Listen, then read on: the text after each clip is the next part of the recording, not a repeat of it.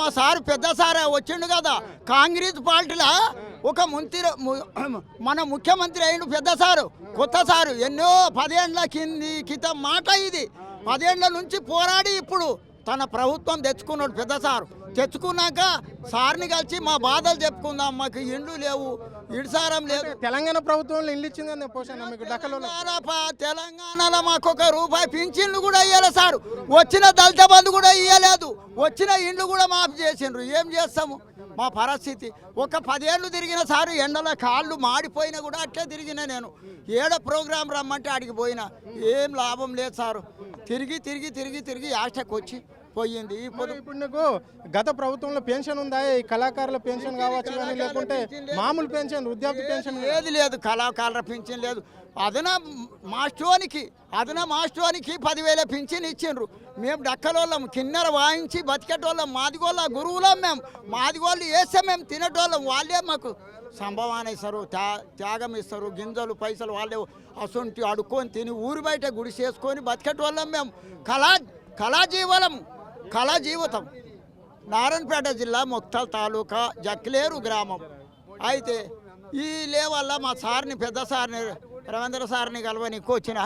రేవంత్ సార్ని కలవనీకి వచ్చి పనికి ఎన్ని ఏళ్ళు ఉన్నాయి నీకు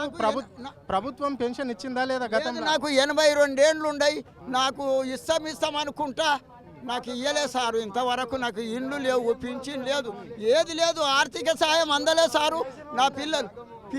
ఎంతమంది పిల్లలు పోచప్ప నాకు 22 మంది మనమంగులు ఉండరు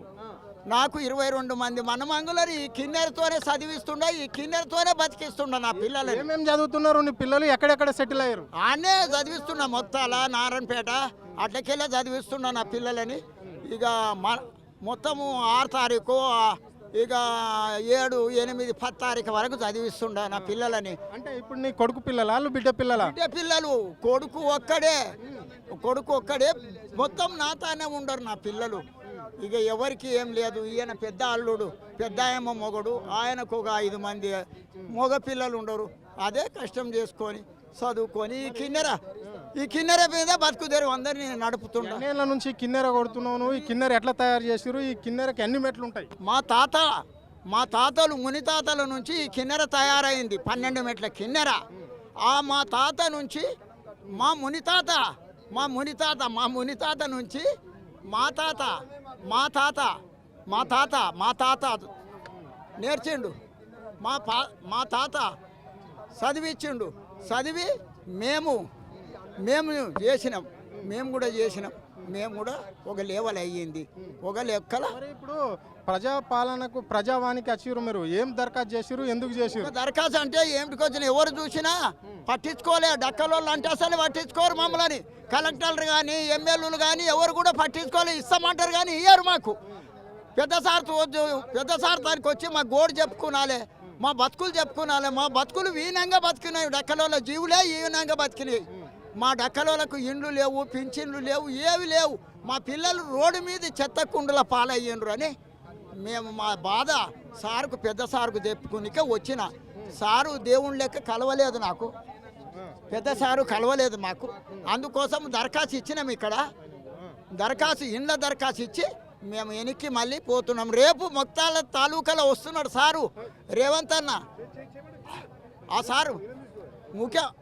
ముఖ్యమంత్రి సారు వస్తున్నాడు అక్కడ మొత్తం ఇండ్లకు ఒక్కదానికి దరఖాస్తు చేసుకున్నావా పోచన్న ఇండ్లు పింఛన్కి రాసిచ్చి ఇక మళ్ళా సారు కలవలేదు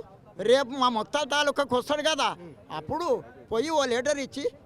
తనతో ఒక పూట దిగాలి ఒక అభిమాన్యం చేయాలి అని నా మనసు ఉండదు నేను 80 ఏళ్ళ నుంచి నేను ఈ ప్రభుత్వము ఈ పార్టీ అనక ఆ పార్టీ అనక